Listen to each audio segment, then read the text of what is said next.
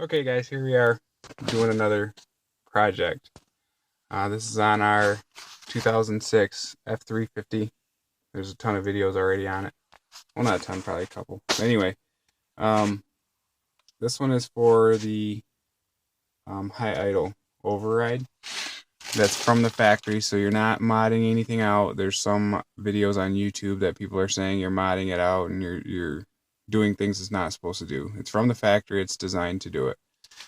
You won't need to take out the dash like I did. That was just because I'm working on a different project. Um, so that's the only reason the dash is taken out. The only thing you'll need to do is here on the driver's side, you need to take off just the plastic panel that's right there, and then take the fuse panel out if you want to. It makes it a lot easier. You don't have to take it out, but it's just 4 bolts. 4 of these bolts here that hold it in. And to me, it was well worth it to take it out because I could have more room. I can see what I'm doing. A lot of people show you, there's a lot of videos that show you from down underneath here and going around there. And it just looked like a pain to me. So, and I tried to do it. But you got to be a contortionist to do that.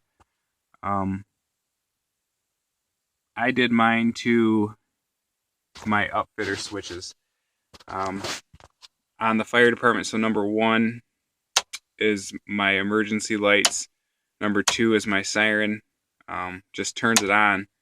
And number 3 isn't being used, and number 4 I just made for my high idle.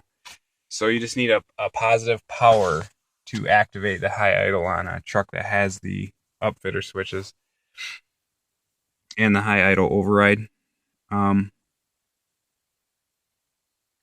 What we did here is on the back of this wire, it shows you, let's make camera focus here, shows you auxiliary 1, 2, 3, 4, and these are for your upfitter switches. 1 and 2 are 30 amps, and 3 and 4 are just 10s, and that's all you need. You just need a 10 amp, so I've got it on number 4. And the wires aren't actually numbered, so what I did is I just used a test light and turned the switch on and figured out which one was showing power with the switch on. Easy enough.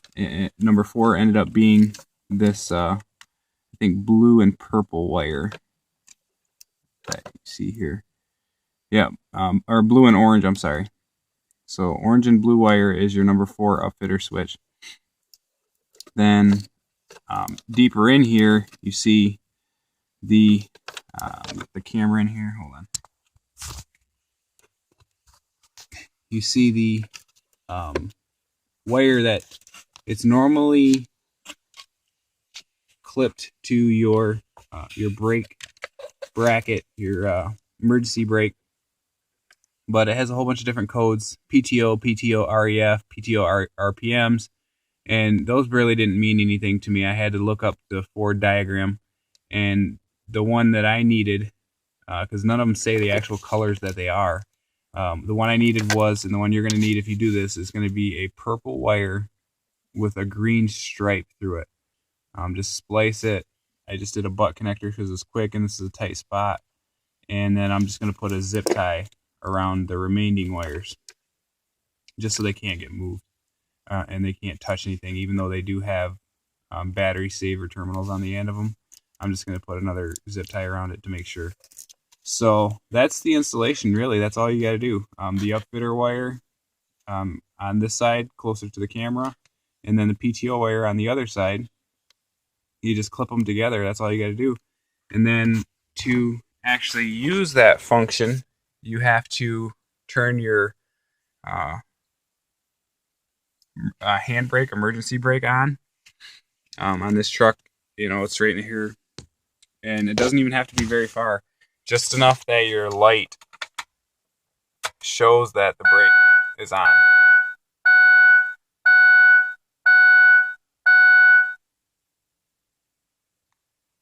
So as you see right there, it's on. I pull the cable, it turns it off. So you just push it just a tiny bit. As soon as the light turns on, that's all you got to do.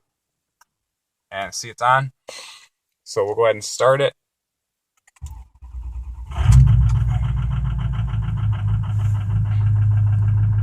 Alright, so the truck's running. All the switches are down in the off position. And I'll show you when I hit number 4.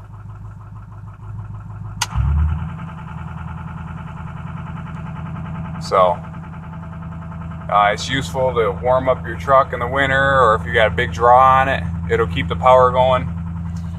And that's just number 4 switch.